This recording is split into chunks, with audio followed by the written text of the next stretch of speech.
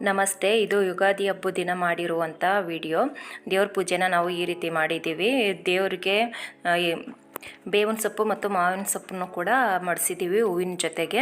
ಮತ್ತು ಬೇವು ಬೆಲ್ಲನೂ ಕೂಡ ಒಂದು ಪಾತ್ರೆಯಲ್ಲಿ ಕಲಸಿಟ್ಟು ಪೂಜೆ ಮಾಡಿ ಆನಂತರ ನಾವು ಅದನ್ನು ಖಾಲಿ ಹೊಟ್ಟೆಗೆ ತಿಂದು ಆನಂತರ ಅಡುಗೆ ಕೆಲಸಕ್ಕೆ ರೆಡಿ ಆಗ್ತಾಯಿದ್ದೀನಿ. ಅಡುಗೆ ನಾನು ಯಾವಾಗಲೂ ಅಷ್ಟೇ ಹಬ್ಬದ ಅಡುಗೆ ಮಾಡಬೇಕಾದ್ರೆ ಫಸ್ಟು ಹಾಲು ಉಕ್ಕಿಸಿದ ನಂತರನೇ ನಾನು ಅಡುಗೆ ಮಾಡೋದು. ನಾನು ಹಳೆ ವಿಡಿಯೋದೆಲ್ಲ ನಿಮ್ಮ ಹತ್ರ ಶೇರ್ ಮಾಡ್ಕೊಂಡಿದ್ದೀನಿ.